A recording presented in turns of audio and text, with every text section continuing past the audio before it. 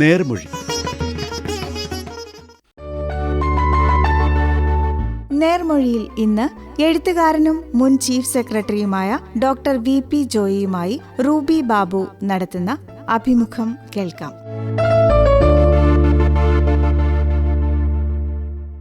സംസ്ഥാന സർക്കാരിൻ്റെ ഏറ്റവും ഉയർന്ന ഉദ്യോഗസ്ഥ പദവിയിലിരുന്ന ആൾ, അറിയപ്പെടുന്ന എഴുത്തുകാരൻ, ഇപ്പോൾ കേരള പൊതുമേഖലാ സ്ഥാപന ബോർഡിൻ്റെ ചെയർമാൻ. വിശേഷണങ്ങൾ കൂടുതൽ പറയാതെ തന്നെ സ്വാഗതം ചെയ്യട്ടെ നമ്മുടെ പ്രിയ ഡോക്ടർ വി.പി. ജോയിയെ.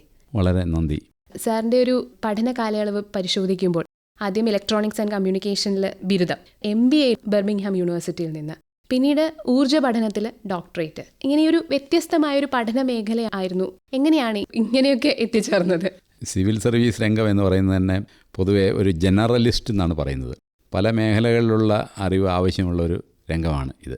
ഇപ്പം ഞാൻ അടിസ്ഥാനപരമായിട്ട് എൻജിനീയറിംഗ് ആണ് പഠിച്ചതെങ്കിലും പിന്നീട് ഒരു ജനറലിസ്റ്റ് എന്ന രീതിയിൽ പ്രവർത്തിക്കാൻ തുടങ്ങിയതുകൊണ്ടാണ് മറ്റ് മേഖലകളിൽ പ്രത്യേകിച്ച് MBA അല്ലെങ്കിൽ MPhil അല്ലെങ്കിൽ ഇതുപോലെ റിസർച്ച് ഇതൊക്കെ ചെയ്യാനായിട്ട് പുറപ്പെട്ടത്. പിന്നെ അക്കാദമിക്കായിട്ട് എനിക്ക് ചെറുപ്പം മുതൽ വളരെയധികം താല്പര്യമുള്ള വിഷയങ്ങൾ പലതുണ്ടായിരുന്നു. അപ്പോൾ അതുകൊണ്ട് ഈ മേഖലകളിൽ ഒതുങ്ങി നിൽക്കാതെ വിവിധ മേഖലകളിൽ, അത് മാനവിക വിഷയങ്ങൾ ഉൾപ്പെടെയുള്ള മേഖലകളിൽ ഒക്കെ ഞാൻ പഠിക്കാൻ ശ്രമിച്ചു. അതുകൊണ്ടാണ് ഇങ്ങനെ വൈവിധ്യമാർന്ന രംഗത്തേക്ക് പോയത്. പൊതുവേ ഈ സയൻസ് വിഷയങ്ങൾ എന്ന് പറയുമ്പോൾ നമ്മുടെ കുട്ടികളെ കാര്യം പരിശോധിക്കുമ്പോൾ സയൻസ് വിഷയങ്ങൾ പൊതുവേ അവർക്ക് ഒരു കീറാമുട്ടിയായിരിക്കും. പക്ഷേ സാറിന് ഇത് ഇത്ര ഊർജ്ജതന്ത്രത്തിലൊക്കെ ഇത്രയും താല്പര്യം ചെറുപ്പം മുതലേ ഉണ്ടായിരുന്നു. എങ്ങനെയാണ് ആ താല്പര്യം വികസിപ്പിച്ചത്? ഈ ശാസ്ത്രം എന്ന് പറയുന്നത് ശരിക്കും പറഞ്ഞാൽ വളരെ രസകരമായൊരു ഏരിയയാണ്.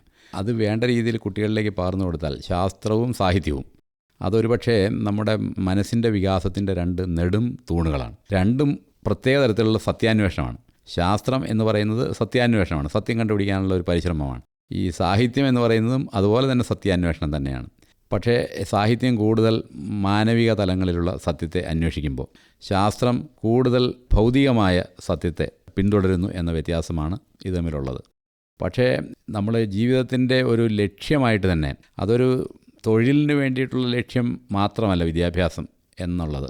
അത് ജീവിതത്തെ പൂർണ്ണമാക്കുന്ന ഒരു പ്രവർത്തനമാണ് എന്നുകൂടി പരിഗണിച്ചു കഴിഞ്ഞാൽ തീർച്ചയായിട്ടും അങ്ങനെ ഒരു കാഴ്ചപ്പാട് നമ്മൾ സ്കൂളിൽ വെച്ച് തന്നെ കുട്ടികൾക്ക് കൊടുത്താൽ അവർക്ക് വിദ്യാഭ്യാസത്തിലേക്ക് കൂടുതൽ താല്പര്യം ജനിക്കാനും അത് അവർക്ക് ജീവിതത്തിന് കൂടുതൽ ഒരു സമ്പൂർണ്ണത കൈവരിക്കാനായിട്ട് അവരെ സഹായിക്കും. ഇപ്പോൾ സാറ് പഠിച്ചതൊരു സർക്കാർ സ്കൂളിലാണ്. പക്ഷേ ഇത്രയധികം നമ്മുടെ സർക്കാർ സ്കൂളിൽ സംവിധാനങ്ങളൊക്കെ ഉണ്ടായിട്ടും ഇപ്പോഴും മാതാപിതാക്കളുടെ അല്ലെങ്കിൽ ഒരു സമൂഹത്തിൻ്റെ ഒരു മൈൻഡ് സെറ്റ് എന്ന് പറയുന്നത് കുട്ടികൾ നന്നായിട്ട് പഠിച്ചു വളരണം എന്നുണ്ടെങ്കിൽ അവർ പ്രൈവറ്റ് സ്കൂളിൽ പഠിക്കണം എന്നുള്ളതാണ്. സാറിൻ്റെ അനുഭവത്തിൽ ആ ഒരു മൈൻഡ് സെറ്റ് മാറ്റാൻ എന്ത്? അത് അങ്ങനെയുള്ള ഒരു ഇന്ന രീതിയിൽ എന്നുള്ളൊരു പ്രിസ്ക്രിപ്ഷൻ ഒരുപക്ഷെ അത് ശരിയായിക്കൊള്ളണമെന്നില്ല. പഠനം എന്ന് പറയുന്നതിനെ ഏത് രീതിയിൽ നിർവചിക്കുന്നു എന്നുള്ളതാണ്. സർക്കാർ സ്കൂളിൽ പഠിച്ച ധാരാളം വിദ്യാർത്ഥികൾ വളരെ ഉയർന്ന തലങ്ങളിലെത്തുകയും വളരെ സർഗാത്മകമായ രീതിയിലുള്ള സംഭാവനകൾ നൽകുകയും ചെയ്യുന്ന വ്യക്തികളുണ്ട്. പ്രൈവറ്റ് സ്കൂളിൽ പഠിച്ചവരാണ് കൂടുതൽ മുകളിലെത്തുന്നത് എന്ന രീതിയിൽ അല്ലെങ്കിൽ കൂടുതൽ സംഭാവനകൾ നൽകുന്ന രീതിയിലുള്ള ഒരു തെളിവുമില്ല. പക്ഷേ അത് സ്ഥാപനങ്ങളെ ആശ്രയിച്ചിരിക്കും. എല്ലാ സ്ഥാപനവും ഒരുപോലെയല്ല. അത് സർക്കാരോ പ്രൈവറ്റോ എന്നുള്ള വ്യത്യാസം അങ്ങനെയൊന്നും ഉണ്ടെന്ന് എനിക്ക് തോന്നുന്നില്ല. ഓരോ സ്ഥാപനത്തിനും അതിൻ്റേതായ ഒരു ഭാവം ഉണ്ട്, ഒരു ആംബിയൻസ്. ഈ ഭാവം ആണ് അവിടുത്തെ വിദ്യാഭ്യാസം നിർണ്ണയിക്കുന്നത്. ആ ഭാവം എന്ന് പറയുന്നത് അവിടുത്തെ അധ്യാപകരും വിദ്യാർത്ഥികളും പിന്നെ രക്ഷകർത്താക്കളും സമൂഹവും ഭൗതിക സാഹചര്യങ്ങളും എല്ലാം ചേർന്നിട്ട് ഒരു ജീവൻ, ഒരു ഭാവതലം സൃഷ്ടിക്കുന്നുണ്ട് വിദ്യാഭ്യാസത്തിൻ്റെ. അതൊരു പോസിറ്റീവായിട്ടുള്ള സാത്മകമായിട്ടുള്ള ഒരു ഭാവതലമാണെങ്കിൽ അവിടെ വിദ്യാഭ്യാസം കൂടുതൽ തഴച്ചു വളരും എന്നുള്ളതാണ്. അങ്ങനെയുള്ളൊരു അന്തരീക്ഷം നമ്മളവിടെ സൃഷ്ടിക്കുക എന്നുള്ളതാണ്. അതിൽ അധ്യാപകർക്ക് വലിയ ഏറ്റവും പ്രധാനപ്പെട്ട പങ്ക് ഉണ്ട്. അപ്പോൾ അതിൽ പലപ്പോഴും നമുക്ക് വിദ്യാർത്ഥികളെ ചില അധ്യാപകർ അവരെ ഇൻഫ്ലുവൻസ് ചെയ്തതായിട്ട് എല്ലാവരും പിന്നീട് പറയാറുണ്ട്. വിദ്യാർത്ഥികൾ ഏറ്റവും വലിയ മഹാനായ ശാസ്ത്രജ്ഞൻ ആൽബർട്ട് ഐൻസ്റ്റൈൻ എടുക്കുക, അദ്ദേഹത്തെ പഠിപ്പിച്ച ആളുകൾ ആരൊക്കെയാണ്? അന്നത്തെ പ്രഗത്ഭരായ മിൻകോവിസ്കി എന്നൊക്കെ പറയുന്ന ഹിൽബർട്ട്, ഇങ്ങനെയൊക്കെയുള്ള വലിയ വലിയ അന്നത്തെ ശാസ്ത്രകാരന്മാരാണ് ഇദ്ദേഹത്തിനെ പഠിപ്പിച്ചിരുന്നത്. അപ്പോൾ ആ രീതിയിൽ വിദ്യാഭ്യാസം എന്ന് പറയുന്നത് നമ്മുടെ ആ എൻവയോൺമെൻറ്റ് പ്രധാനപ്പെട്ട ഒരു കാര്യം തന്നെയാണ്. ഈ സ്കൂളും അതുപോലെ തന്നെ സിലബസും കുട്ടികളുടെ മുന്നോട്ടുള്ള വളർച്ചയിൽ പ്രധാന പങ്ക് വഹിക്കുന്നില്ല. ഇപ്പോൾ തന്നെ കീം എൻട്രൻസ് ഒക്കെ വരുമ്പോൾ സ്റ്റേറ്റ് സിലബസ്, CBSE സിലബസ്, അങ്ങനെ ഒരു സിലബസിൻ്റെ വേർതിരിവ് എങ്ങനെ തോന്നുന്നു സാറിന്? സിലബസ് എന്നുള്ളതിനേക്കാളുപരി അധ്യയനത്തിലൂടെ അവർക്ക് ഈ ഓരോ മേഖലയിലുള്ള കൺസെപ്റ്റ്, സങ്കല്പം അത് എത്രമാത്രം സ്വാംശീകരിക്കാൻ സാധിക്കുന്നു എന്നുള്ളതാണ് ഏറ്റവും പ്രധാനപ്പെട്ട കാര്യം. ഈ അടിസ്ഥാനപരമായ സങ്കല്പങ്ങൾ ഓരോ ഇതിലുമുണ്ട്. അത് സ്വന്തം ചിന്താശേഷിയിലൂടെ അത് സ്വാംശീകരിക്കുമ്പോഴാണ് അവർക്ക് വളരെ നല്ല രീതിയിൽ പെർഫോം ചെയ്യാൻ സാധിക്കുന്നത്. ഈ എൻട്രൻസ് പോലുള്ള സംവിധാനങ്ങൾ, പരീക്ഷകൾ തീർച്ചയായിട്ടും കുറേയൊക്കെ അതിനുള്ള കോച്ചിങ് അതിനെ ഒത്തിരി അത് സ്വാധീനിക്കും. അതിൻ്റെ റിസൾട്ട് വളരെയധികം കോച്ചിങ് കിട്ടിക്കഴിഞ്ഞാൽ അത്തരം പരീക്ഷകളെ സംബന്ധിച്ചിടത്തോളം അതിനൊരു സ്വാധീനമുണ്ട് എന്നുള്ളതിന് സംശയമില്ല. പക്ഷേ എങ്കിലും ഇപ്പോഴത്തെ കാലത്ത് എല്ലാവർക്കും ഈ ഇലക്ട്രോണിക് സംവിധാനങ്ങളുള്ളതുകൊണ്ട് ഇൻഫർമേഷൻ ആക്സസ്, എല്ലാവർക്കും ഇൻഫർമേഷൻ കിട്ടാൻ എളുപ്പമാണ്. അത് കാരണം ബുദ്ധിമാന്മാരായ കുട്ടികളിപ്പോൾ റൂറൽ ഏരിയയിലാണെങ്കിലും പണ്ട് ഗ്രാമപ്രദേശങ്ങളിലെ കുട്ടികൾ കുറച്ച് പുറകിലായി പോകുമായിരുന്നു ഈ എൻട്രൻസ് ഒക്കെ വരുമ്പോൾ. പക്ഷേ ഇപ്പോൾ ഈ ഇൻഫർമേഷൻ വ്യാപനം, വിവരവ്യാപനം ഗ്രാമനഗരങ്ങളിലെല്ലാം വളരെ വലുതായിട്ടുള്ളതുകൊണ്ട് കേരളത്തിലാണെന്ന് തോന്നുന്നു ഏറ്റവും കൂടുതൽ ഈ നമ്മൾ ഡേറ്റ ഉപയോഗിക്കുന്നത്. അതെ അതെ, അങ്ങനെ ഉള്ളതുകൊണ്ട് ശരിക്കും പറഞ്ഞാൽ മിടുക്കരായിട്ടുള്ള കുട്ടികൾക്കെല്ലാം അവസരങ്ങൾ ഉണ്ട് എന്നുള്ളതാണ് തോന്നുന്നത്. 1985 സർ വിക്രം സാരാഭായ് സ്പേസിൽ ശാസ്ത്രജ്ഞനായി ജോലിക്ക് പ്രവേശിക്കുന്നത്. പിന്നീട് സർ ഈ സിവിൽ സർവീസിലേക്ക് വരാൻ എങ്ങനെയാണ് അതിലേക്ക് എത്തിയത്? ഇപ്പോൾ ശാസ്ത്രജ്ഞനായിരുന്നെങ്കിൽ എന്ന് തോന്നിയിട്ടുണ്ടോ? അത് നമുക്ക് എല്ലാ കാര്യങ്ങളും ചെയ്യാൻ സാധിക്കുകയില്ലല്ലോ. അവിടെ ശാസ്ത്രജ്ഞനായിട്ട് ചേർന്നു. അന്ന് ഈ സ്പേസ് സയൻസ് ഇന്നത്തെ പോലെ അത്ര ഒരു പ്രാധാന്യം ഉണ്ടായിരുന്ന ഒരു മേഖലയായിരുന്നില്ല. കാരണം ഇന്ത്യ തന്നെയാണെങ്കിലും ആകെ ഒരു ASLV എന്ന് പറയുന്ന ഒരു റോക്കറ്റ് മാത്രമേ അന്ന് വിക്ഷേപിച്ചിരുന്നുള്ളൂ.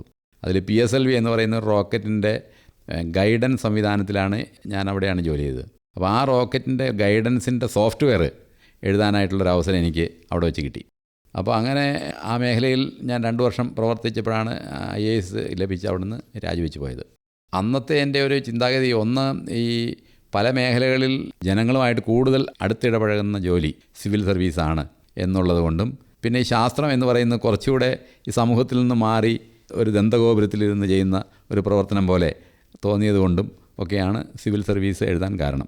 നല്ലൊരു അവസരമാണ്. ഈ ജനങ്ങളുടെ ജീവിതവുമായിട്ട് ബന്ധപ്പെട്ട പല പല മേഖലകൾ കൈകാര്യം ചെയ്യുകയും ആ മേഖലകളിലൊക്കെ നമുക്ക് കൂടുതൽ മെച്ചപ്പെട്ട സംവിധാനങ്ങൾ സൃഷ്ടിക്കാൻ ശ്രമിക്കുകയും ചെയ്യുക എന്ന് പറയുന്നത് തീർച്ചയായിട്ടും വളരെ ഒരു പ്രധാനപ്പെട്ട പ്രവർത്തനം തന്നെയാണ് സിവിൽ സർവീസ് എന്നാണ് എനിക്ക് ഇന്നും തോന്നുന്നത്. കാരണം ഒരു സമൂഹത്തിനെ മുന്നോട്ട് നയിക്കുന്നത് അവിടുത്തെ ഗവൺമെൻറ്, ഗുഡ് ഗവേണൻസാണ്, സദ്ഭരണമുള്ള സമൂഹങ്ങൾ, രാജ്യങ്ങൾ അത് വളരെ വേഗം മുന്നോട്ട് പോകും മറ്റ് രാജ്യങ്ങളെ അപേക്ഷിച്ച്.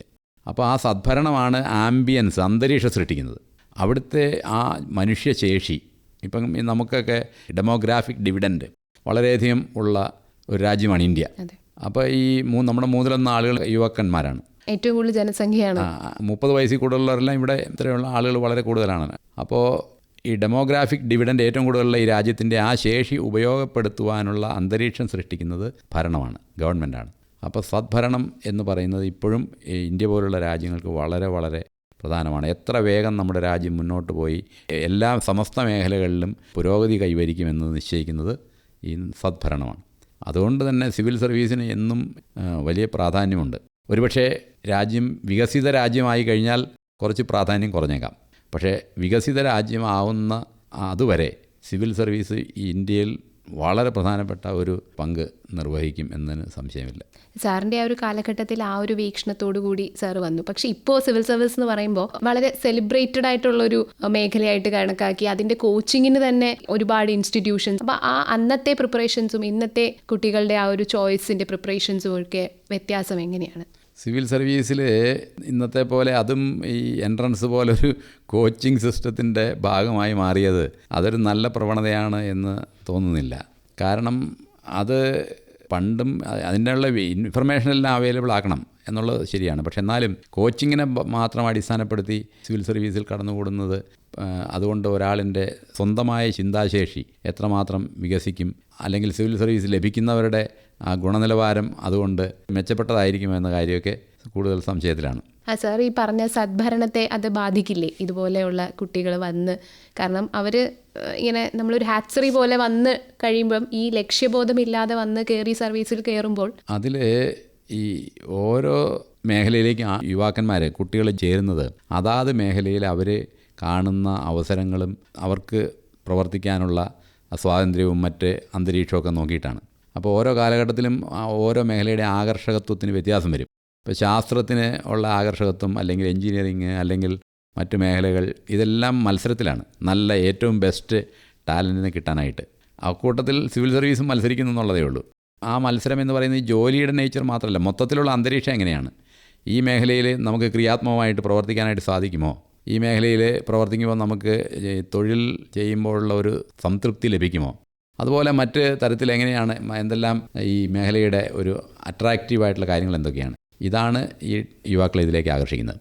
അപ്പോൾ അങ്ങനെ ആകർഷിക്കുമ്പോൾ പ്രത്യേകിച്ചും നല്ല കഴിവുള്ള കുട്ടികൾ എങ്ങനെയായാലും കോച്ചിങ് എടുക്കാതെയൊക്കെ ആണെങ്കിൽ അവരത് നേടുകയും ചെയ്യും. അപ്പോൾ ആ മേഖലയുടെ ആകർഷണീയത നമ്മൾ നിലനിർത്തിയാൽ മാത്രമേ തീർച്ചയായിട്ടും ഏറ്റവും നല്ല ടാലൻ്റ് ഇതിൽ വരികയുള്ളൂ. സർ, പാലക്കാടാണ് ആദ്യമായിട്ട് സബ് കളക്ടറായിട്ട് ഇവിടെ വന്ന് ജോയിൻ ചെയ്യുന്നത്. സർവീസിൻ്റെ തുടക്ക കാലത്തെ ആ ഒരു ഓർമ്മകൾ ഒന്ന് പറയാമോ? അന്നത്തെ കേരളം ഇന്നത്തെ കേരളം തമ്മിൽ ഒത്തിരി വ്യത്യാസമില്ലേ. അതായത് 35 കൊല്ലം മുമ്പത്തെ 89-ലാണെന്ന് തോന്നുന്നില്ലേ.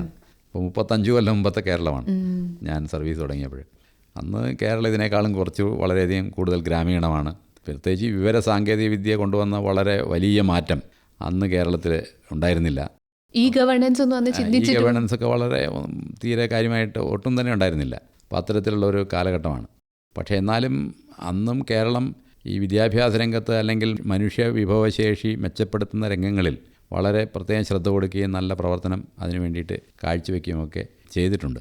ഇപ്പോൾ ഗവൺമെൻറ്റിൻ്റെ ഓരോ കാലഘട്ടത്തിൽ ഗവൺമെൻറ്റുകളുടെ നയങ്ങൾ അത് ശരിയായ നയങ്ങൾ ആണെങ്കിൽ അത് സംസ്ഥാനത്തും വളരെ മുന്നോട്ട് കൊണ്ടുപോകുന്നതിൽ വളരെ വളരെ വലിയ സംഭാവനകൾ നൽകും. ചിലപ്പോഴൊക്കെ അന്നന്ന് ശരി എന്ന് വിചാരിക്കുന്ന നയങ്ങൾ പിന്നീട് തെറ്റാണ് എന്ന് തെളിയപ്പെടാറുണ്ട്. കാലമാണതൊക്കെ നിശ്ചയിക്കുന്നത്. ഓരോ കാലഘട്ടത്തിലും ചിലപ്പോൾ അന്നത്തെ സമൂഹത്തിന് തോന്നും ഇതാണ് വേണ്ടിയ നയം എന്ന് തോന്നിയാൽ കുറേ കഴിഞ്ഞ് കഴിയുമ്പോൾ ഒരു 10-15 കൊല്ലം കഴിയുമ്പോൾ തോന്നും അത് തെറ്റായിരുന്നു എന്ന് തോന്നും. അപ്പോൾ അങ്ങനെ സംഭവിക്കാതെ ദീർഘവീക്ഷണമുള്ള നയങ്ങൾ ചിട്ടപ്പെടുത്തി അത് എത്രയും വേഗം നടപ്പാക്കിയെടുക്കുന്നതിലാണ് ഗവൺമെൻറ്റുകളുടെ ശക്തിയും ശേഷിയും നിലകൊള്ളുന്നത്. അപ്പോൾ അക്കാര്യത്തിൽ കേരളം ഒരുപാട് നമ്മൾ നല്ല കാര്യങ്ങളൊക്കെ തന്നെ ചെയ്തിട്ടുണ്ടെങ്കിലും പല കാര്യങ്ങളിലും ഇപ്പോൾ കേരളം വളരെ മുൻപന്തിയിലായിരുന്ന കാര്യങ്ങളിൽ മറ്റ് സംസ്ഥാനങ്ങൾ വളരെ വേഗം നമ്മോട് ഒപ്പം ഓടിയെത്തി എന്നുള്ളതാണ്. ഇപ്പോൾ ആരോഗ്യം അല്ലെങ്കിൽ വിദ്യാഭ്യാസം ഇങ്ങനെ പല മേഖലകളിലും കേരളം വളരെ മുന്നിലായിരുന്നു. അതിലിപ്പോൾ എല്ലാ സംസ്ഥാനങ്ങളും മറ്റ് പല സംസ്ഥാനങ്ങളും വളരെ വേഗത്തിൽ തന്നെ ആ ദൂരം അവർ കവർ ചെയ്തിട്ടുണ്ട്. അതേസമയം അവർ മുന്നിലായിരുന്ന പല മേഖലകളിലും നമുക്ക് അവരോടൊപ്പം ഓടിയെത്താനായിട്ട് അത്രയും വേഗത്തിൽ കഴിഞ്ഞിട്ടുണ്ടോ എന്നുള്ളതും പരിശോധിക്കപ്പെടേണ്ടതാണ്. അപ്പോൾ നമ്മളെ സംബന്ധിച്ചിടത്തോളം ശരിയായ നയങ്ങൾ സ്വീകരിക്കാനായിട്ടുള്ള സമൂഹത്തിൻ്റെ സന്നദ്ധത, സമൂഹത്തിൻ്റെ അതുമായിട്ട് ബന്ധപ്പെട്ട കാഴ്ചപ്പാട്, ഇതൊക്കെ വളരെ പ്രധാനമാണ്. കാരണം ഗവൺമെൻറ് ഒരു നയം ഉണ്ടാക്കുന്നത് ആ സമൂഹം അതിൻ്റെ ചിന്തയാണ് അതിൽ പ്രതിഫലിക്കുന്നത്. സമൂഹം അത് അംഗീകരിക്കുമ്പോഴാണ് ഗവൺമെൻറ് അത്തരം നയങ്ങൾ സ്വീകരിക്കുന്നത്. അപ്പോൾ സമൂഹം തന്നെ തെറ്റായ രീതിയിൽ ചിന്തിച്ചു കഴിഞ്ഞാൽ തീർച്ചയായിട്ടും അത് സർക്കാർ നയങ്ങളിലും പ്രതിഫലിക്കുകയും അത് സമൂഹത്തിന് തന്നെ പിന്നീട് പോസിറ്റീവ് അല്ലാതെ വരികയും ചെയ്യും. ഈ ദീർഘവീക്ഷണമുള്ള നയങ്ങൾ രൂപീകരിക്കുകയും അത് നടപ്പാക്കുകയും ചെയ്യുന്നതിൽ ഉദ്യോഗസ്ഥർക്കുള്ള പങ്ക് വലുതാണ്. അപ്പം ഈ ഉദ്യോഗസ്ഥർ തന്നെ ഇപ്പോൾ താങ്കളെ പോലുള്ളൊരു ഓഫീസർ ഈ സർവീസ് കാലയളവിൽ തന്നെ പല ഡിപ്പാർട്ട്മെൻറ്റിൽ ഇപ്പോൾ കേന്ദ്ര ക്യാബിനറ്റ് സെക്രട്ടറി ആയിട്ടിരുന്നു, പെട്രോളിയം മന്ത്രാലയത്തിലിരുന്നു, ഇവിടെ വന്നിട്ട് ഭവന നിർമ്മാണം, ഗതാഗതം, അങ്ങനെ എത്രയോ വകുപ്പുകളിൽ താങ്കൾ ജോലി ചെയ്തു. ഒരു ദീർഘവീക്ഷണമുള്ള നയം രൂപീകരിക്കാനും അത് നടപ്പാക്കാനും ഇങ്ങനെയുള്ള മാറ്റങ്ങൾ തടസ്സം നേരിട്ടിട്ടുണ്ടോ?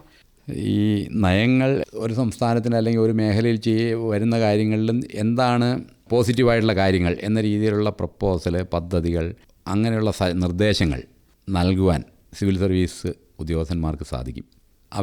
അവരവരുടെ മേഖലകളിൽ നല്ല പ്രാഗൽഭ്യം നേടിക്കഴിഞ്ഞാൽ തീർച്ചയായിട്ടും ആ മേഖലയെ മുന്നോട്ട് കൊണ്ടുപോകാനായിട്ടുള്ള ഏറ്റവും നല്ല കാര്യങ്ങൾ എന്തൊക്കെയാണ് എന്ന് അവർ മനസ്സിലാക്കി ആ രീതിയിൽ ആ മേഖലയെ മുന്നോട്ട് നയിക്കാനുള്ള നിർദ്ദേശങ്ങൾ സമർപ്പിക്കാൻ സാധിക്കും. ജനാധിപത്യ സംവിധാനത്തിൽ ഈ തരം സജഷൻസ്, നിർദ്ദേശങ്ങളൊക്കെ അവസാനം സ്വീകരിക്കപ്പെടുകയോ സ്വീകരിക്കപ്പെടാതിരിക്കുകയോ ചെയ്യും. കാരണം അതിൻ്റെ അധികാരം ഗവൺമെൻറ് ജനങ്ങൾ തിരഞ്ഞെടുത്ത ജനപ്രതിനിധികളുടെ കയ്യിലാണ് കൊടുത്തിരിക്കുന്നത്. അപ്പോൾ അതുകൊണ്ട് ഇത്തരത്തിലുള്ള ഒരു സിസ്റ്റമാണ്. ഇപ്പോൾ സിവിൽ സർവീസ് ഉദ്യോഗസ്ഥന്മാർക്കും തീർച്ചയായിട്ടും ഒരു റോള് ഉണ്ട് ഈ കാര്യത്തിൽ. 2021 കേരളത്തിൻ്റെ ചീഫ് സെക്രട്ടറി ആയിട്ട് ചുമതലയേൽക്കുന്നത്. അത് കോവിഡിൻ്റെ എനിക്ക് തോന്നുന്നു 2ാം വരവിൻ്റെ സമയമാണ്. ആ സമയത്ത് നേരിട്ട വെല്ലുവിളി, കോവിഡിൻ്റെ 2ാം ഘട്ടം തീർച്ചയായിട്ടും വളരെ വലിയൊരു വെല്ലുവിളി തന്നെയായിരുന്നു. ആദ്യത്തെ ഘട്ടത്തിനേക്കാളും വളരെ ഭീകരമായിരുന്നു 2ാം ഘട്ടം. ആദ്യത്തെ ഘട്ടത്തിൽ ഉള്ള കാഷ്വാലിറ്റി അതിനേക്കാളൊക്കെ വളരെ ഭീകരമായ രീതിയിലാണ് കോവിഡ് ഈ രാജ്യം മുഴുവൻ അലയടിച്ചത്. അപ്പോൾ ആ കാലഘട്ടത്തിൽ കേരളത്തിനെ സംബന്ധിച്ചിടത്തോളം നമുക്ക് പ്രത്യേകിച്ച് ചില ഗുണങ്ങളുണ്ടായിരുന്നു. കേരളത്തിൽ നമ്മുടെ ആരോഗ്യരംഗം പൊതുവെ മെച്ചപ്പെട്ടതാണ്. രംഗത്ത് നമുക്ക് നല്ല ഇൻഫ്രാസ്ട്രക്ചറുണ്ട്, നല്ല ഹോസ്പിറ്റലുകളുണ്ട്, നല്ല സ്റ്റാഫുണ്ട്, അങ്ങനെ വളരെ നമുക്ക് പല മെച്ചങ്ങളുമുണ്ട്. കേരളത്തിൻ്റെ ഈ നേട്ടങ്ങൾ കൊണ്ടാണ് പുറത്തുള്ള സംസ്ഥാനത്ത് ഉള്ള കേരളീയരും വിദേശത്തുള്ള കേരളീയരും ഒക്കെ കോവിഡ് കാലഘട്ടത്തിൽ പലരും തിരിച്ച് നമ്മുടെ നാട്ടിലേക്ക് തന്നെ വന്ന് ഇവിടെ അന്ന് താമസിച്ചത്. അപ്പോൾ അങ്ങനെ വളരെയധികം ഒരു ചലഞ്ചിങ് ഒരു സിറ്റുവേഷൻ ആയിരുന്നു. പക്ഷേ എന്നാലും ആ സമയത്ത് കേരളത്തിന് ഏറ്റവും നല്ല ഒരു പ്രകടനം കാഴ്ചവെക്കാനായിട്ട് സാധിച്ചു എന്നുള്ളതാണ് രണ്ടാം ഘട്ടത്തെ നേരിടുന്നതിൽ. എങ്ങനെയാണെന്ന് വെച്ച് കഴിഞ്ഞാൽ നമ്മുടെ ഈ മൊത്തത്തിലുള്ള നമ്മുടെ രോഗികൾക്ക് ബെഡ് കിട്ടാതിരിക്കുക, അല്ലെങ്കിൽ മരുന്നില്ലാതിരിക്കുക, അല്ലെങ്കിൽ അവർക്ക് ഓക്സിജൻ ഇല്ലാതിരിക്കുക, ഇത്തരത്തിലുള്ള ഒരു കംപ്ലൈൻറ്റും കേരളത്തിൽ നിന്ന് ഉണ്ടായില്ല. മറ്റ് പല സംസ്ഥാനങ്ങളിലും ഇതൊക്കെ വളരെ ഗൗരവതരമായ പ്രശ്നമായിരുന്നു. ഈ ഓക്സിജൻ ഇല്ലാതെ ധാരാളം പേര് പല സംസ്ഥാനങ്ങളിലും മരിച്ചു. പക്ഷേ കേരളത്തിൽ അത്രയും യാതൊരു സംഭവങ്ങളും ഉണ്ടാവാതെ നമ്മുടെ ഈ രംഗത്ത് കോവിഡ് കൈകാര്യം ചെയ്യാനായിട്ട് ഗവൺമെൻറ്റിന് കഴിഞ്ഞു എന്നുള്ളത് വളരെ വലിയ ഒരു കാര്യമാണ്. അന്ന് കേരളത്തിന് മരണനിരക്ക് കൂടുതലാണ് എന്നൊക്കെ ഒരു വാർത്ത ആ സമയത്തുണ്ടായിരുന്നു. അപ്പോൾ ഞങ്ങൾക്കതിൻ്റെ വസ്തുത അന്നേ അറിയാമായിരുന്നു. കാരണം നമ്മളിവിടുന്ന് വളരെ കൃത്യമായ മരണനിരക്കാണ് റിപ്പോർട്ട് ചെയ്യേണ്ടിരുന്നത്. അതിൽ തെറ്റൊന്നും ഉണ്ടായിരുന്നില്ല. സത്യമായിട്ടുള്ള കാര്യങ്ങൾ സത്യസന്ധമായിട്ട് റിപ്പോർട്ട് ചെയ്തു. എല്ലാ ലോകാരോഗ്യ സംഘടന എല്ലാവരും ആ സമയത്ത് കേരളത്തിൻ്റെ കണക്കുകൾ ശരിയായിരുന്നു മരണം എന്നുള്ളത് ഇപ്പോഴാണ് പുറത്തു വന്നത്. തീർച്ചയായിട്ടും കേരളത്തിന് വളരെ അഭിമാനകരമായ ഒരു കാര്യമാണ് കോവിഡ് തരംഗം നമ്മൾ നേരിട്ടത്. അതുപോലെ തന്നെ ഗവേണൻസ് മേഖലയിൽ എനിക്ക് തോന്നുന്നു രാജ്യത്തെ തന്നെ സമ്പൂർണ്ണ ഗവേണൻസ് സംസ്ഥാനമായി കേരളം മാറിയത് അങ്ങയുടെ ഒരു കാലഘട്ടത്തിലാണ്. ഞാൻ ഇലക്ട്രോണിക്സ് ആൻഡ് കമ്മ്യൂണിക്കേഷനാണ് എൻ്റെ ഡിഗ്രി. അതുകൊണ്ട് ഏത് ജോലിയിൽ പോയാലും അവിടെ ഗവേണൻസ് എനിക്ക് വളരെ പ്രിയപ്പെട്ട മേഖലയാണ്. അത് കാരണം ഞാൻ ഇരുന്ന പല തസ്തികകളിലും ഇപ്പം EPFO എന്ന് പറയുന്നൊരു ഓർഗനൈസേഷനുണ്ട്. അതിൻ്റെ തലവനായിട്ട് ഞാൻ 2.5 കൊല്ലം ഉണ്ടായിരുന്നു. ആ സമയത്താണ് EPFOയെ മുഴുവൻ ഇലക്ട്രോണിക്കാക്കി മാറ്റിയത്. അതുപോലെ ഹൈഡ്രോ കാർബൺസ് എന്ന് പറയുന്ന ഒരു മേഖലയുണ്ട്. അപ്പോൾ ഞാനതിൻ്റെ ഡയറക്ടർ ജനറലായിരുന്നു 1.5 കൊല്ലം. ആ സമയത്ത് ഹൈഡ്രോ കാർബൺസ് ഓഫീസ് മുഴുവൻ പേപ്പർലെസ്സായി, ഒരു പേപ്പറും ഇല്ല. അതുപോലെ ഇപ്പോൾ ഞാനിപ്പോൾ ഇരിക്കുന്ന ഓഫീസ് അത് മുഴുവൻ പേപ്പർലെസ്സാണ്, അവിടെ പേപ്പറൊന്നുമില്ല. അതുപോലെ കേരള ഗവൺമെൻറ് വന്നപ്പോൾ ഇവിടം കൂടുതൽ ഗവേണൻസിൽ എനിക്ക് വളരെ ഇൻട്രസ്റ്റ് ഉള്ളൊരു മേഖലയാണ്. എന്താ അതിന് ഇൻട്രസ്റ്റ് എടുക്കാൻ കാരണം എന്ന് വെച്ച് കഴിഞ്ഞാൽ, അതായത് ഈ സാങ്കേതിക വിദ്യ മനുഷ്യൻ്റെ ജീവിതത്തെ ഏറ്റവും മെച്ചപ്പെടുത്താനുള്ള ഒരു അവസരമാണ് ഗവേണൻസ് കൊണ്ട് കിട്ടുന്നത്. ഗവേണൻസിലുള്ള നിക്ഷേപം എന്ന് പറയുന്നത് സമൂഹത്തിനെ സംബന്ധിച്ചിടത്തോളം അതിൽ നിന്നുള്ള റിട്ടേൺ മറ്റേത് തലത്തിൽ സമൂഹം പണം നിക്ഷേപിക്കുന്നതിനേക്കാളും കൂടുതലാണ്. കാരണം ഇതിൻ്റെ ആ ഇമ്പാക്റ്റ് വളരെ വലുതാണ്. ഗവൺമെൻറ്റിൻ്റെ സർവീസസ് എല്ലാം വളരെ ഫെയറായിട്ട്, നിഷ്പക്ഷമായിട്ട്, വേഗത്തിൽ ആളുകൾക്ക് ലഭ്യമാവുന്നു. തീരുമാനങ്ങൾ വളരെ സുതാര്യമായിട്ട് വേഗത്തിൽ നടക്കുന്നു. ഇങ്ങനെയൊക്കെ വരുമ്പോൾ അതുകൊണ്ടുണ്ടാകുന്ന നേട്ടങ്ങൾ പല മടങ്ങ് സമൂഹത്തിനെ മുന്നോട്ട് നയിക്കുന്ന നേട്ടങ്ങളാണ്. പിന്നെ മറ്റൊരു കാര്യം, ഇത് അഴിമതി ഇല്ലാതാക്കുന്നതിൽ വളരെ വലിയ പങ്കുള്ളൊരു മേഖലയാണ് ഗവേണൻസ്. അപ്പോൾ ഈ കാര്യങ്ങളെല്ലാം കൊണ്ട് കേരളത്തിൽ വളരെ വലിയ തോതിലുള്ള ഒരു ചേഞ്ച് ഗവേണൻസിൽ ഉണ്ടാക്കി. ഒരു പക്ഷേ കേരളം മുഴുവൻ പേപ്പർലെസ് ആക്കാനായിട്ടുള്ള രീതിയിലുള്ള സംവിധാനങ്ങൾ ഇപ്പോൾ ഇവിടെ ഉണ്ട്. പെട്ടെന്ന് എല്ലാവരും ഉപയോഗിച്ചിരുന്നെങ്കിൽ അപ്പോഴേ പേപ്പർലെസ് ആയേനെ. പക്ഷേ പിന്നെ ആളുകളെല്ലാം ഉപയോഗിച്ച് വന്നിട്ട് ഇപ്പോൾ കുറേയൊക്കെ അതായിട്ടുണ്ടെന്നാണ് എൻ്റെ വിചാരം. പേപ്പർലെസ് ആക്കാൻ സാധിക്കും. അത് പേപ്പർ അങ്ങോട്ടും ഇങ്ങോട്ടും അയക്കാതെ തന്നെ ആളുകൾ ഇപ്പോൾ, കാരണം കേരളത്തിലെ ആളുകൾക്കെല്ലാം അത്തരം സാക്ഷരതയുണ്ട്, ഇല്ലെങ്കിൽ അതിനുള്ള സംവിധാനങ്ങളുണ്ട്. അവർ മൊബൈലുണ്ട്, എല്ലാവരും മൊബൈൽ വഴി അല്ലെങ്കിൽ മറ്റേ അക്ഷയ സെൻറ്ററോ കമ്പ്യൂട്ടറുകൾ വഴി അവരുടെ റിക്വസ്റ്റുകൾ കൊടുക്കുകയും അത് ഇലക്ട്രോണിക്കായിട്ട് പ്രോസസ്സ് ചെയ്ത് വളരെ വേഗം തീരുമാനങ്ങൾ എടുത്ത് കൊടുക്കുകയും ചെയ്യുന്നൊരു സിസ്റ്റം അത് വന്നു കഴിഞ്ഞാൽ അതുകൊണ്ട് രാജ്യത്തിനുണ്ടാകുന്ന പുരോഗതി വളരെ വലുതാണ്. അപ്പോൾ നമുക്കതിലിപ്പോൾ ഒരു മേൽക്കൈ ഉണ്ട്. നേരത്തെ പറഞ്ഞ പോലെ നമുക്ക് 1ാം സ്ഥാനം കിട്ടി. നമ്മുടെ ഈ വ്യവസായ സൗഹൃദത്തിൽ നമ്മൾ 1ാം സ്ഥാനം കിട്ടാനുള്ള ഒരു കാരണവും ഗവേണൻസിൻ്റെ ഒരു മെച്ചമാണ്. അപ്പോൾ ആ രീതിയിൽ നമ്മൾ വളരെ നമ്മുടെ സ്റ്റേറ്റിന് മുന്നോട്ട് പോകാൻ പറ്റിയിട്ടുണ്ട്. അത് നിലനിർത്തുന്ന രീതിയിലുള്ള അതിൻ്റെ ഉപയോഗം, ഇപ്പോൾ നമ്മൾ എന്തെല്ലാം നല്ല ടെക്നോളജി വെച്ചാലും അതുകൊണ്ട് ജനങ്ങൾക്ക് പ്രയോജനം മുഴുവൻ കിട്ടുമോ എന്നുള്ളത് ആ ടെക്നോളജി ഉപയോഗിക്കുന്നവരുടെ മനോഭാവം കൂടിയാണ്. അപ്പോൾ നമ്മുടെ ഈ സിസ്റ്റം എല്ലാം ഉപയോഗിക്കുന്ന നമ്മുടെ ഗവൺമെൻറ് സ്റ്റാഫിൻ്റെ മനോഭാവം അതും പ്രധാനമാണ്. കാരണം കമ്പ്യൂട്ടർ കൊണ്ട് മാത്രം നടക്കുകയല്ലോ, ഫയൽ മൂവ് ചെയ്യേണ്ടത് അവരാണല്ലോ. അപ്പോൾ അവരുടെ മനോഭാവം കൂടി വളരെ നല്ല രീതിയിൽ അങ്ങ് മാറിയാൽ കേരളം തീർച്ചയായിട്ടും ഗുഡ് ഗവേണൻസ് അതിൽ 1ാം സ്ഥാനത്തായിരിക്കും എന്നതിന് യാതൊരു സംശയമില്ല. ഇത്രയും നമ്മൾ പറഞ്ഞ സാറിൻ്റെ ഒരു സർവീസ് കാലഘട്ടം എന്താ പറയുക, ഒരു റിയൽ വേൾഡ്, ഒരു ഇമാജിനറി വേൾഡിൻ്റെ കൂടെ പ്രതിനിധിയാണ് സാറ്. ഒരു എഴുത്തുകാരൻ കൂടിയാണ്. എങ്ങനെയാണ് എഴുത്തിലേക്ക് വന്നത്? ഞാൻ കാവ്യാത്മകമായ മേഖല ഇപ്പോഴല്ല, സ്കൂൾ കാലം മുതലേ ഉണ്ട്. അത് എൻ്റെ വേറെ ഒരു തലമാണ്. ഞാനത് ഔദ്യോഗിക തലമായിട്ട് ഇങ്ങനെ കൂട്ടിക്കുഴയ്ക്കാറില്ല എന്നുള്ളത് മാത്രമേ ഉള്ളൂ. അതുകൊണ്ട് ഞാൻ എൻ്റെ എഴുത്തെല്ലാം വേറെ ഒരു പേരിൽ, എന്ന് വെച്ചാൽ ജോയ് വാഴയിൽ എന്നുള്ള പേരിലാണ് ചെയ്തുകൊണ്ടിരുന്നത്. കാരണം ഇത് രണ്ടും കൂടി കൂട്ടിക്കുഴയ്ക്കണ്ടെന്ന് വിചാരിച്ചിട്ടാണ്. അപ്പം ഞാൻ സ്കൂൾ കാലത്ത് സംസ്ഥാന സ്കൂൾ യുവജനോത്സവത്തിൽ കവിത എഴുതുക, ഇതൊരു അങ്ങനെ 9-10 ക്ലാസ്സുകളിലൊക്കെ പോയിട്ടുണ്ട്. പിന്നെ കോളേജ് കാലത്തുണ്ട്, അന്നും പബ്ലിക്കേഷനും ഒക്കെ ചെയ്തിട്ടുണ്ട്. എൻ്റെ ആദ്യത്തെ കവിതാ സമാഹാരം പുറത്തു വന്നത് 2001 DC ബുക്സ് മണൽ വരകൾ എന്ന പുസ്തകം പ്രസിദ്ധീകരിച്ചു. പിന്നീട് ഇപ്പോൾ 10-16 സമാഹാരങ്ങളായി എല്ലാം കൂടി. അപ്പോൾ അങ്ങനെ ഈ കവിത എന്ന് പറയുന്നത് ജീവിതത്തിൽ നമുക്ക് സ്കൂൾ കാലം തൊട്ടേ നമ്മുടെ സുഹൃത്താണ്, അങ്ങനെ കൊണ്ടു നടക്കുന്ന ഒരു സംഭവമാണ്. അതിനൊരു കാരണം എൻ്റെ ഒരു ഇപ്പോഴത്തെ ഒരു വിശ്വാസം, നമ്മുടെ വിദ്യാഭ്യാസം പൂർണ്ണമാവണമെങ്കിൽ, ഇപ്പോൾ നമ്മൾ ഏതെങ്കിലും ഒരു വിഷയത്തിൽ നമ്മൾ വിദഗ്ധനാവാൻ ശ്രമിക്കുന്നു, കൊള്ളാം, എഞ്ചിനീയറിംഗ് ആവാം, മെഡിസിൻ ആവാം, അല്ലെങ്കിൽ ഏതെങ്കിലും മേഖലയാവാം. പക്ഷേ നമ്മൾ പഠിക്കുന്ന ആ വിഷയത്തിൻ്റെ കൂടെ നമ്മൾ ഈ ലിറ്ററേച്ചർ, ഫിലോസഫി, അസ്ട്രോണമി, ഇത് മൂന്നും കൂടി പഠിച്ചാലേ വിദ്യാഭ്യാസം പൂർണ്ണമാവുള്ളൂ എന്നാണ് എൻ്റെ വിചാരം. ഈ മേഖലകളെക്കുറിച്ച് നമുക്ക് അടിസ്ഥാനപരമായ അറിവ് വേണം എങ്കിലും, കാരണം മനുഷ്യൻ്റെ, നേരത്തെ പറഞ്ഞ പോലെ education is the manifestation of the perfection already in man എന്ന് വിവേകാനന്ദൻ പറഞ്ഞിട്ടുണ്ട്. മനുഷ്യനിൽ ഉള്ള ഒരു പൂർണ്ണതയുടെ ഒരു മാനിഫെസ്റ്റേഷനാണ് വിദ്യാഭ്യാസം എന്ന് പറയുന്നത്. അപ്പം വിദ്യാഭ്യാസം എന്ന് പറയുന്നതിൽ ഒരു പ്രധാനപ്പെട്ട ഘടകമാണ് ഈ ലിറ്ററേച്ചർ. കാരണം ഈ കവിത എന്ന് പറയുന്നതിൻ്റെ ആ മനോഹാരിത, അത് സത്യം ശിവം സുന്ദരം എന്ന് കേട്ടിട്ടില്ലേ? ട്രൂത്ത്, ഗുഡ്നെസ് ആൻഡ് ബ്യൂട്ടി എന്നാണ്. ഇത് മൂന്നും അപ്രീഷിയേറ്റ് ചെയ്യാൻ കഴിയുക എന്നുള്ള കാര്യം വരുമ്പോൾ അതിൽ കവിത ഒരു വളരെ പ്രധാനപ്പെട്ട ഘടകമാണ്. സത്യം നമുക്ക് വേണമെങ്കിൽ ശാസ്ത്രം വഴി കുറേയൊക്കെ മനസ്സിലാക്കാൻ സാധിക്കും. പക്ഷേ ഈ ഗുഡ്നെസ് ആൻഡ് ബ്യൂട്ടി, മൂന്നാമത്തെയും കാര്യങ്ങൾ, അത് നമുക്ക് മനസ്സിലാക്കാൻ, അത് സംശീകരിക്കാൻ കവിതയ്ക്ക് വലിയ ഒരു പ്രാധാന്യമുണ്ട്. അപ്പോൾ അതുകൊണ്ടാണ് കവിതയുടെ ജീവിതത്തിലുള്ള പ്രാധാന്യം. അത് മലയാള കവിതയ്ക്ക് ഒരു പ്രത്യേകത ഉള്ളതെന്നു വെച്ച് കഴിഞ്ഞാൽ, മലയാള കവിതയ്ക്ക് ഈ എൻ്റെ അഭിപ്രായത്തിൽ ഇപ്പോൾ ഇംഗ്ലീഷ് ഭാഷയിലുള്ള കവിതയേക്കാളൊക്കെ ഒരു സുപ്പീരിയറാണ് മലയാള കവിത. കാരണം മലയാള ഭാഷ ഒരു സാഹിത്യ ഭാഷയാണ്. സാഹിത്യമാണ് ഇതിൻ്റെ ഒരു പ്രധാനപ്പെട്ട ഒരു മുഖമുദ്ര. ഓരോ ഭാഷയ്ക്ക് ഓരോ ശക്തിയില്ലേ? ഇപ്പോൾ ഇംഗ്ലീഷിന് സയൻസിൻ്റെ ഒരു ഭാഷയാണ്, ശാസ്ത്ര ഭാഷയാണ്. ഗണിതം, സയൻസ്, അങ്ങനെയുള്ള ടെക്നോളജി, ഇതൊക്കെ എക്സ്പ്രസ് ചെയ്യാനായിട്ടുള്ള ഒരു സ്ട്രെങ്ത്ത്, ഒരു ശക്തി ഇംഗ്ലീഷ് ഭാഷയ്ക്ക് കൂടുതലുണ്ട്. എല്ലാവർക്കും അത് അംഗീകരിച്ചേ മതിയാവും. കാരണം ലോകം മുഴുവൻ ഈ സബ്ജക്റ്റുകളൊക്കെ ഇംഗ്ലീഷിലാണ് ആളുകൾ കൂടുതൽ പഠിക്കുന്നത്. അതുപോലെ മലയാള ഭാഷയുടെ ഒരു സ്ട്രെങ്ത്ത്, ശക്തി എന്താണെന്ന് വെച്ച് കഴിഞ്ഞാൽ അത് ഒരുപക്ഷെ ഈ സാഹിത്യം ആണ്. ഈ കവിതകൾ എഴുതുമ്പോൾ ശരിക്കും സാറിന് എങ്ങനെയാണ്, ബാല്യകാലത്തെ ഓർമ്മകളാണോ, മാതൃവിലാപം? എനിക്ക് കവിതകൾ, ഞാൻ ഇപ്പം അടുത്ത കാലത്തുണ്ടായ ഒരു രസകരമായ സംഭവം, തിരുവനന്തപുരം എഞ്ചിനീയറിംഗ് കോളേജിൽ പ്രിൻസിപ്പൽ അവിടുത്തെ ഇൻസെപ്ഷൻ ഡേക്ക് എന്നെ വിളിക്കാനായിട്ട് വന്നു.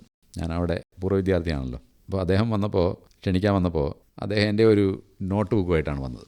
അപ്പം ഞാൻ എഞ്ചിനീയറിംഗ് പാസ്സായി IAS പോകുന്ന കാലത്ത് ഞാൻ പഠിച്ച നോട്ടുകൾ, പല വിഷയങ്ങളിലെ നോട്ടുകൾ ഒക്കെ, ബുക്കുകളെല്ലാം കൂടി എൻ്റെ സുഹൃത്തിൻ്റെ മുറിയിൽ വെച്ചിട്ടാണ് ഇവിടുന്ന് പോയത്. പിന്നെ ഞാൻ ആ നോട്ട് ബുക്കുകളൊന്നും എടുത്തില്ല. ഈ അന്നത്തെ ഒരു ട്രങ്ക് മുഴുവനുള്ള പുസ്തകങ്ങളും നോട്ട് ബുക്കും ഉണ്ടായിരുന്നു. അതെല്ലാം ഇങ്ങനെ പല വിദ്യാർത്ഥികൾ എടുത്തുകൊണ്ട് പോയി പഠിക്കാനൊക്കെ ആയിട്ട് ഉപയോഗിച്ചു. അപ്പോൾ അങ്ങനെ ഈ നോട്ട് ബുക്കുകൾ ചെതറിപ്പോയ കൂട്ടത്തിൽ എൻ്റെ ഒരു കവിത എഴുതിയ നോട്ട് ബുക്ക് ഇദ്ദേഹത്തിന് കിട്ടി. ഞാൻ പോകുന്ന 1-2 കൊല്ലം കഴിഞ്ഞിട്ടാണ് അദ്ദേഹം അവിടെ വിദ്യാർത്ഥിയായിട്ട് ചേർന്നത്. അപ്പോഴും കിട്ടി. അത് കഴിഞ്ഞ് അദ്ദേഹം അത് 35 കൊല്ലം സൂക്ഷിച്ചു.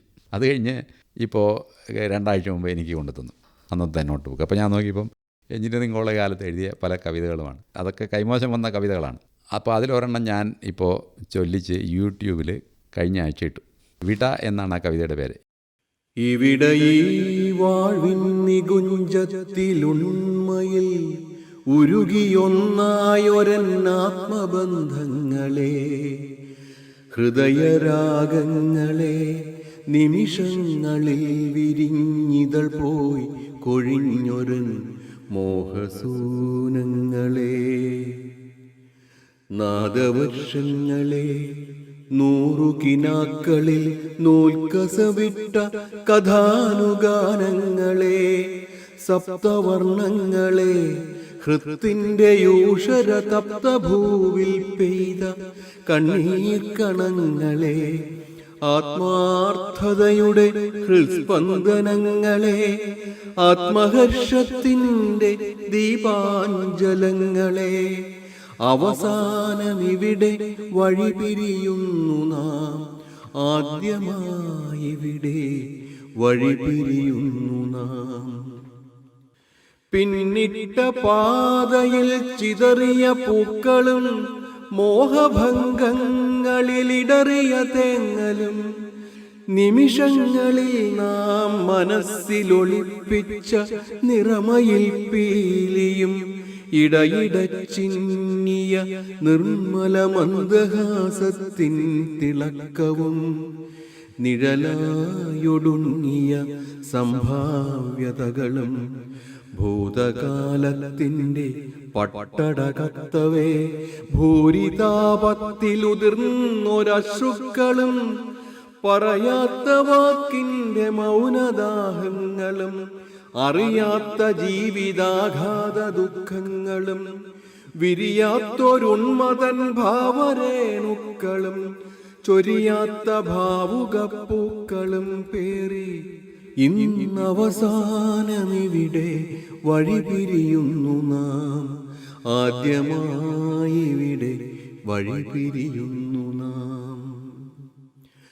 നാദങ്ങൾ നമ്മുടേതൊത്തുചേരാത്തതാം നാളുകൾ വെല്ലുമോ കാലത്തെയോർമ്മകൾ.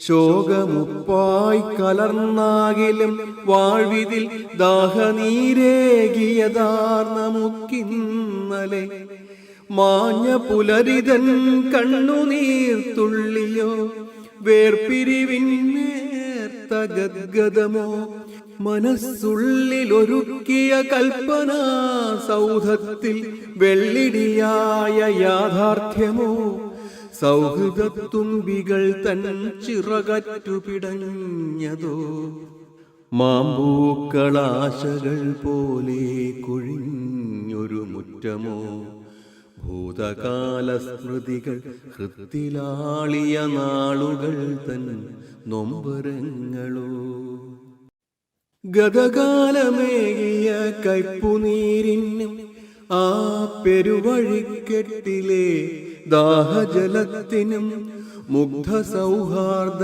പനീർ ചെടിയിങ്കലെ മുള്ളുകളേൽപ്പിച്ച നേർത്തൊരു നോവിനും വാഴ്വിൻ വരമ്പത്ത് സർഗപുളകങ്ങൾ വാരി വിതറിയ പാരിജാതത്തിനും സാന്ദ്ര സംഗീതികാഹൃത്തടവേദിയിൽ ഇന്ദ്രചാപം തീർത്ത വർണ്ണമേളത്തിനും സ്വച്ഛ മനസ്സിൻ വനികയിൽ നാം നട്ട കൊച്ചരിമുല്ലതൻ സുസ്മിതത്താരിനും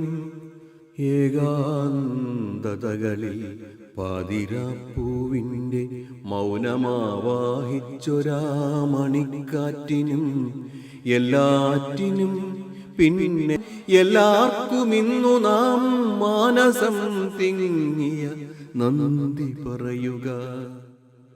പെരുവഴികളൊന്നിതാ പിരിയുന്നു, ജീവിതം ഇടവഴിപ്പാതകൾ തിരയുന്നു, മേഘങ്ങൾ മഴനീർക്കണങ്ങളായി തകരുന്നു, നീഹാരമിഴിനീർക്കണങ്ങൾ ഉതിരും പുലരിയിൽ പുലരുന്നു ജീവിതം സ്വപ്നമായി സത്യമായി ഒരു കൈക്കുടന്നയിൽ നേദിച്ച പൂക്കളായി ഒരു മിഴിക്കോണിൽ തെളിഞ്ഞ ചിത്രങ്ങളായി ഇതൾ വിരിഞ്ഞെത്തിയ രാഗമരന്തമായി രംഗമൊന്നാടിക്കഴിഞ്ഞു നാം നാടകരംഗങ്ങൾ തേടിയകലവേ. നീളുന്ന കാലം മനസ്സിനനുത്ത മുറിവിൻ്റെ വേദന ചുംബിച്ചുറക്കവേ കണ്ടിടാം നാളെ നാം വീണ്ടും. വിയോഗ ചഷകമിന്നായതിനായി കുടിച്ചു പിരിയുക, വിയോഗ ചഷകം ഇന്നായതിനായി കുടിച്ചു പിരിയുക. അവസാനമൊന്നേ കുറിക്കുവാനിങ്ങനെ ഒരു സുസ്മിതത്തിൻ നിലാവുദിക്കേ ദ്രുതം ഒരു നെടുവീർപ്പിൻ്റെ കാർമേഘമമ്പരം ചുഴലവും ചൂഴവേ ശോകാർദ്രമായൊരു പാതിരാ പക്ഷി പാടിയിടവേ നാം പുതുപാതകൾ തേടി അകലുന്നുവെങ്കിലും നാം പുതുപാതകൾ തേടി അകലുന്നുവെങ്കിലും പിരിയാത്ത സൗഹൃദനിധിയുമായാക നാം പുതുമയുടെ സൂര്യനെ ചുറ്റിക്കറങ്ങുവാൻ. നിലവിളക്കിൽ തിരികളാവട്ട ഹൃത്തുകൾ, തുളസിക്കതിർ പോൽ വിളങ്ങട്ട സൗഹൃദം. പുതിയൊരു നാളയിൽ പുനർജനികൾ തേടട്ടെ മതിവരാതോർമ്മകൾ. അന്നോളമുള്ളിലെ സുരഭിലമണിച്ചപ്പിനുള്ളിൽ മയങ്ങട്ടെ സുമരേണുകന്തളം ജീവിതമംഗളം.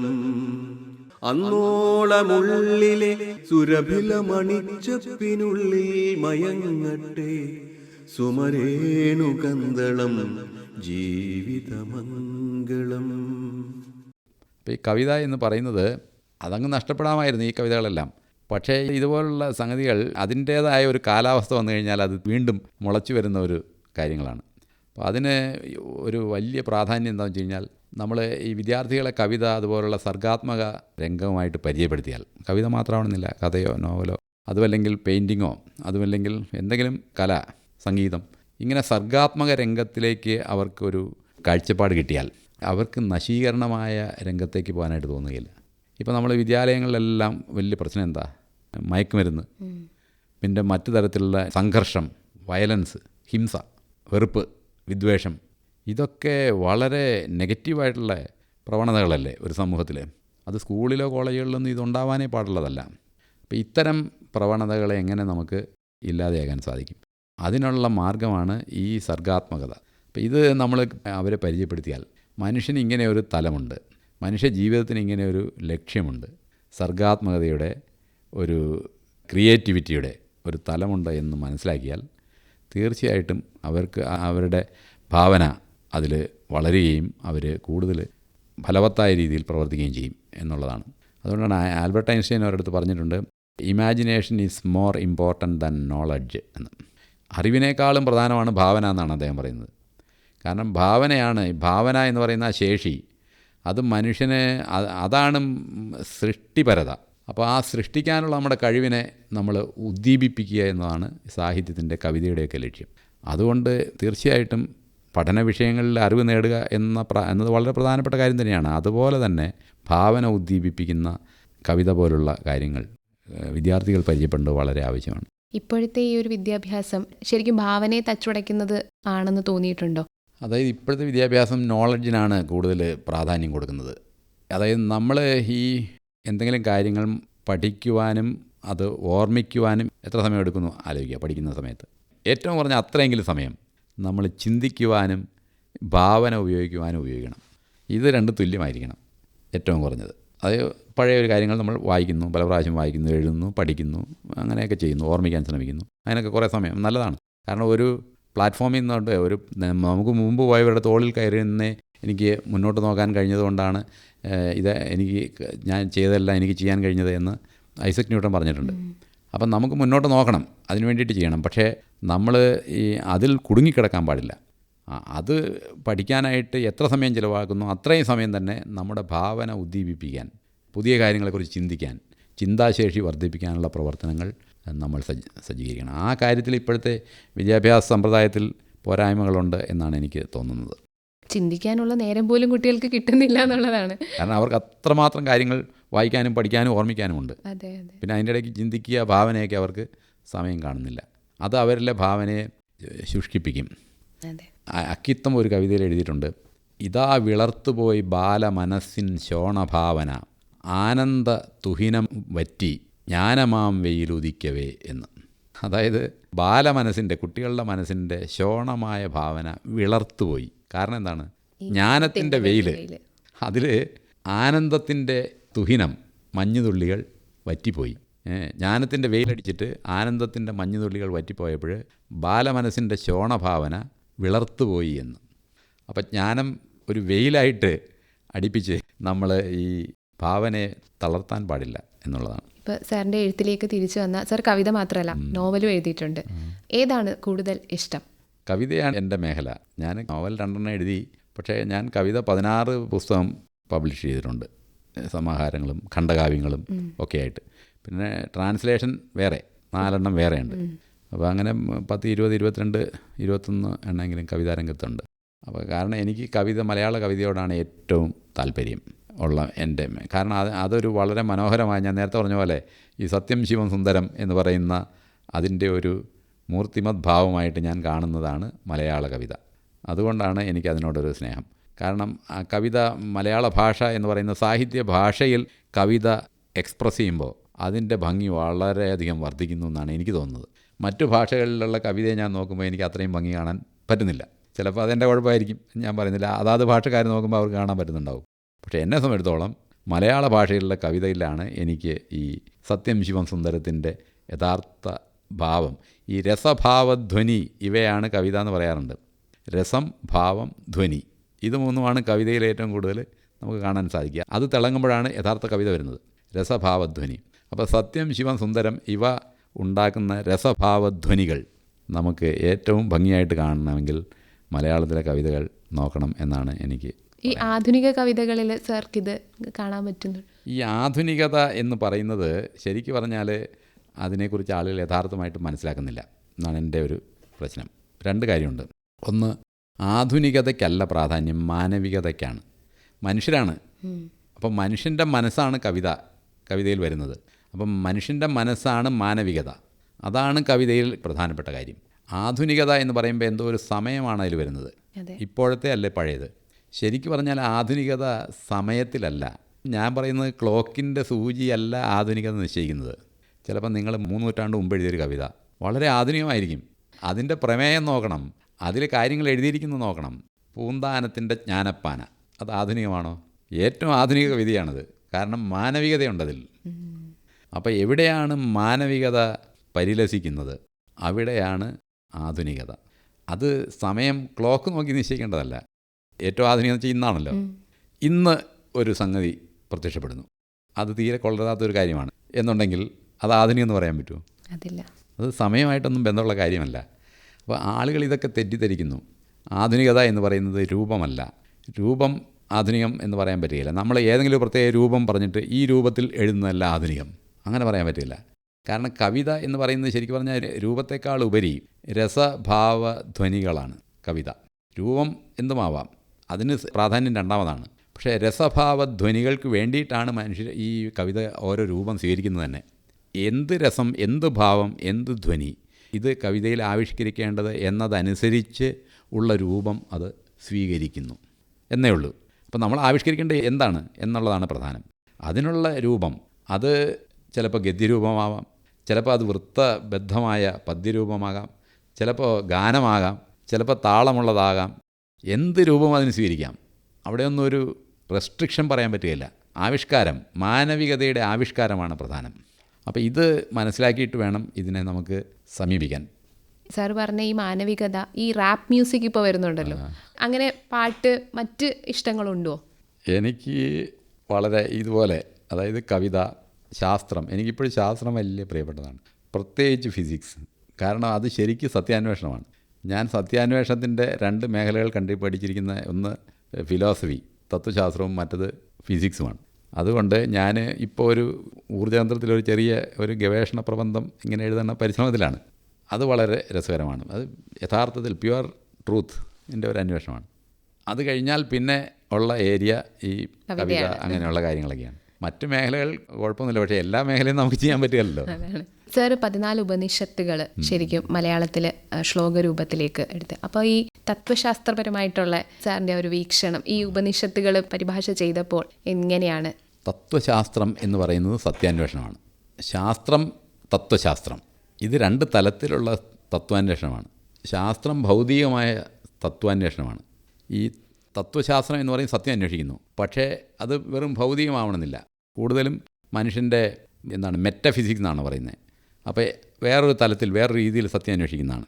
ഞാൻ ആദ്യം എനിക്ക് ഈ പാശ്ചാത്യ തത്വശാസ്ത്രമാണ് ഞാൻ വായിച്ചുകൊണ്ടിരുന്നത്, വെസ്റ്റേൺ ഫിലോസഫി. അതുമായിട്ട് ബന്ധപ്പെട്ട ആളുകളെല്ലാം ഞാൻ പരിചയപ്പെട്ടിട്ടുണ്ട്, അറ്റ്ലീസ്റ്റ് അതിനൊക്കെ വായിച്ചിട്ടുണ്ട്. അപ്പോൾ അങ്ങനെ ഇരുന്നപ്പോഴാണ് കുറേ കഴിഞ്ഞപ്പോൾ ഈ ഇന്ത്യൻ ഫിലോസഫി വായിക്കാൻ തുടങ്ങിയത്. അപ്പോൾ എനിക്ക് ഒരു കാര്യം മനസ്സിലായി, ഈ പാശ്ചാത്യ തത്വശാസ്ത്രത്തെക്കാളും കുറേ സുപ്പീരിയറാണ് ഇന്ത്യൻ തത്വശാസ്ത്രം. അതിന് യാതൊരു സംശയമില്ല. കാരണം അതിനെന്തുകൊണ്ടത് എന്ന് വെച്ച് കഴിഞ്ഞാൽ പാശ്ചാത്യ തത്വശാസ്ത്രം കുറച്ചുകൂടെ അത് ഒരുപക്ഷെ മോഡേണാണ്, ഇന്ത്യയുടെ ആയിരിക്കും കുറച്ചുകൂടെ പ്രാചീനമായിട്ടുള്ള സംഭവം. അപ്പോൾ അവരുടെ ചിന്തകൾ കൂടുതൽ ഈ ശാസ്ത്രീയമായ ചിന്തയ്ക്ക് ശേഷം വന്നതായതുകൊണ്ട് കൂടുതൽ ലോജിക്ക്, ഹ്യൂമൻ ലോജിക്ക് എന്ന് പറയുന്നത് അവർ ഭൗതിക ലോകത്തിലേക്ക് അപ്ലൈ ചെയ്യാൻ ശ്രമിച്ചു എന്നുള്ളതാണ്. പുറമേ കാണുന്ന നമ്മുടെ ബാഹ്യ ലോകത്തേക്ക് നമ്മുടെ ലോജിക്ക്, നമ്മുടെ യുക്തി പ്രസരിപ്പിച്ചപ്പോൾ അതാണ് അവരുടെ പരിശ്രമം, പാശ്ചാത്യ തത്വചിന്ത. പക്ഷേ ഇന്ത്യൻ തത്വശാസ്ത്രത്തിൻ്റെ ഗതി വളരെ വ്യത്യാസമാണ്. അത് ഈ നോവർ അറിയുന്ന ആൾ, ജ്ഞാതാവ് എന്നാണ് പറയുന്നത്. ജ്ഞാതാവ്, ജ്ഞേയം, ജ്ഞാനം, 3 സംഗതികളുണ്ട്. ഈ അറിയാൻ ശ്രമിക്കുന്ന ആൾ അറിയാൻ ശ്രമിക്കുന്ന വസ്തുവെ അറിവിൻ്റെ പ്രക്രിയ വഴി നോക്കുമ്പോൾ ആ മൊത്തം പ്രക്രിയയെ യുക്തിപൂർവ്വം നോക്കി കാണാനുള്ള പരിശ്രമമാണ് ഈ ഇന്ത്യൻ തത്വചിന്ത. അപ്പോൾ അതുകൊണ്ട് ഇവിടെ ഈ നോക്കുന്ന, അറിയാൻ ശ്രമിക്കുന്ന ആ വ്യക്തിയില്ലേ, ജ്ഞാതാവ്, ആ വ്യക്തിക്ക് വലിയ പ്രാധാന്യമുണ്ട് ഇന്ത്യൻ തത്വചിന്തയിൽ.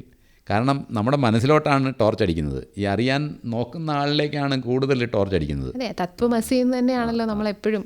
മറ്റേ പാശ്ചാത്യ തത്വചിന്ത അങ്ങനെയല്ല, അത് അറിയപ്പെടുന്ന വസ്തുവിലേക്കാണ് വെളിച്ചം അടിക്കുന്നത്.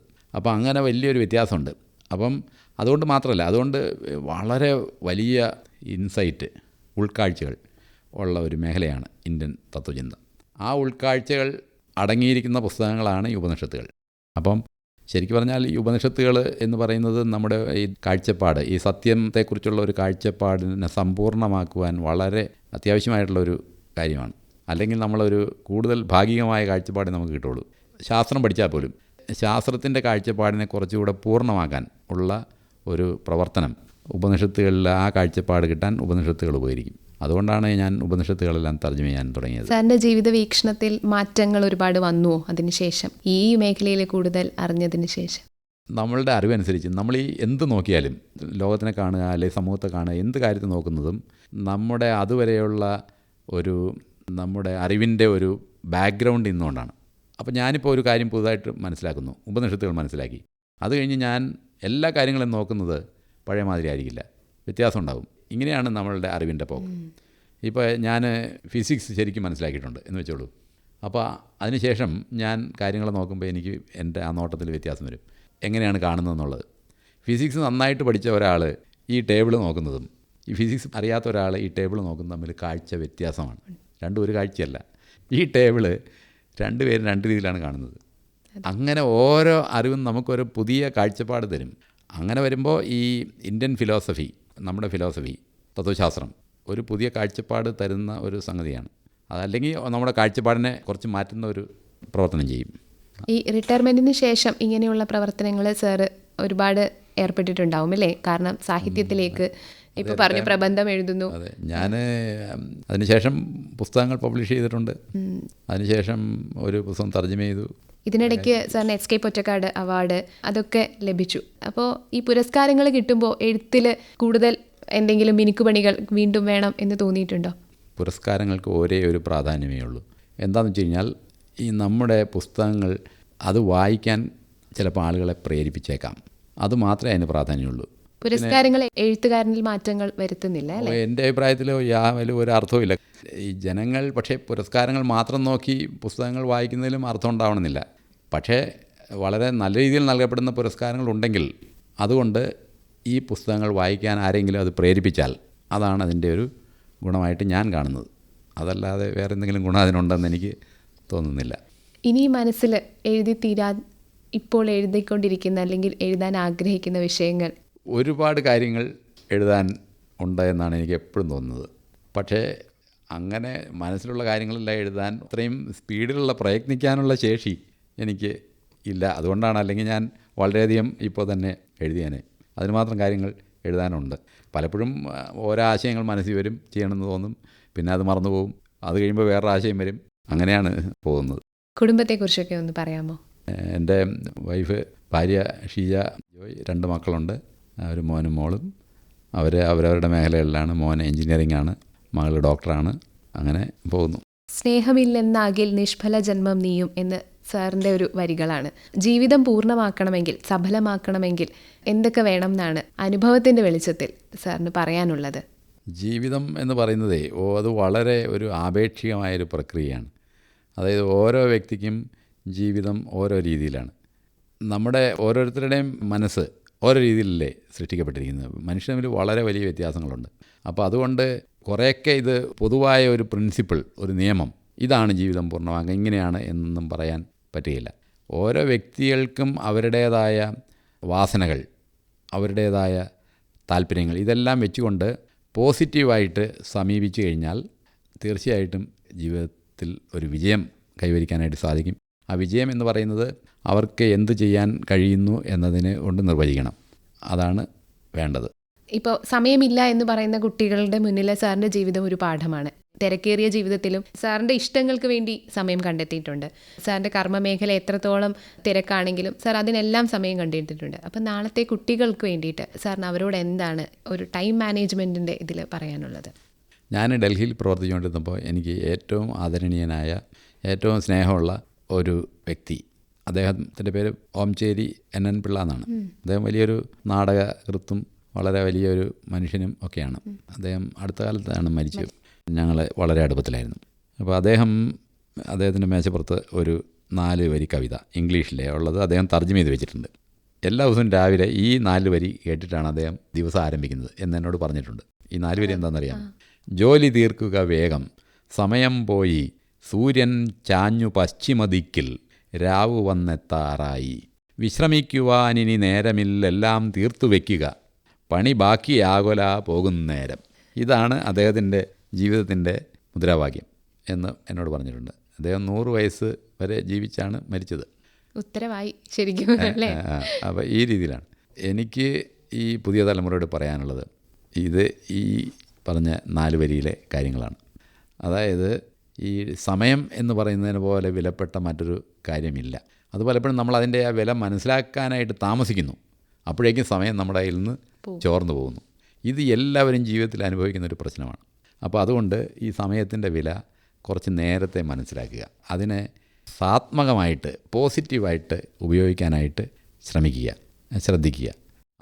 മനുഷ്യന് അതിന് കിട്ടിയിരിക്കുന്ന ശേഷി, സമയത്തിനെ ശരിയായ രീതിയിൽ വിനിയോഗിക്കാൻ നമുക്ക് കിട്ടിയിരിക്കുന്ന ശേഷി പരമാവധി ഉപയോഗപ്പെടുത്തുക, അതിനുവേണ്ടി ശ്രമിക്കുക എന്നാണ് പുതിയ തലമുറയോട് എനിക്ക് പറയാനുള്ളത്.